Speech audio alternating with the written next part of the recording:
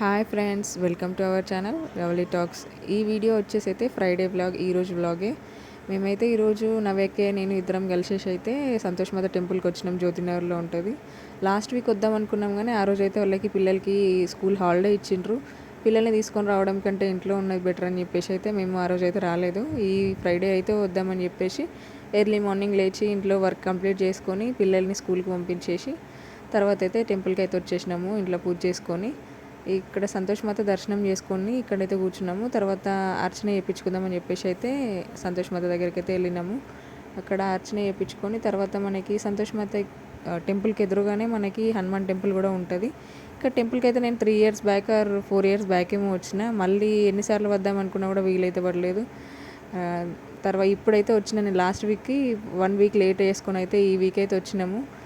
ఒక 11 weeks సంతోష్ మాతకి fasting ఉంటామని చెప్పేసి అయితే మొక్కుకొని అయితే ఉన్నా నేను.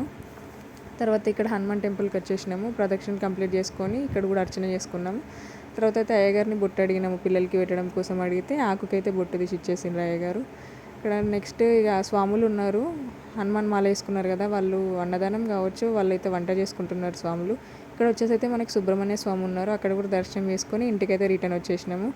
ఇంటికి వచ్చేసిన తర్వాత అయితే నేను పిల్లల కోసం రైస్ కడిగి పెట్టేసిన. తర్వాత వాళ్ళకైతే టమాటో కర్రీ అయితే చేసేస్తున్నాను. ఈరోజైతే నేను ఫాస్టింగ్ కంప్లీట్ ఏం తినను, ఈవినింగే టిఫిన్ చేసేసుకొని తింటాను. పులుపు కూడా తినద్దు సంతోష్ మాతకి. ఇక ఫైనల్ టచ్ అయితే కొత్తిమీర కట్ చేసి కర్రీలో వేసేసి అయితే అయిపోయింది. తర్వాత రైస్ అయితే ఉడుకుతున్నది. ఉడకపోతేకి అక్కడ ఈ ఎండకి అక్కడికి వెళ్ళేసి వచ్చేసరికి అయితే మొత్తం తింపినట్టు అయిపోయింది, మొత్తం కళ్ళు తిరిగినట్టే అయింది.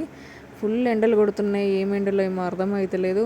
కనీసం కొంచెం చల్లగా కూడా ఉండట్లేదు వెదర్ అనేది కూడా. ఫుల్ ఇటు ఫేస్ చూడండి ఎంత ఇట్లా అయిపోయింది ఎండలో పోయి వచ్చేసరికి.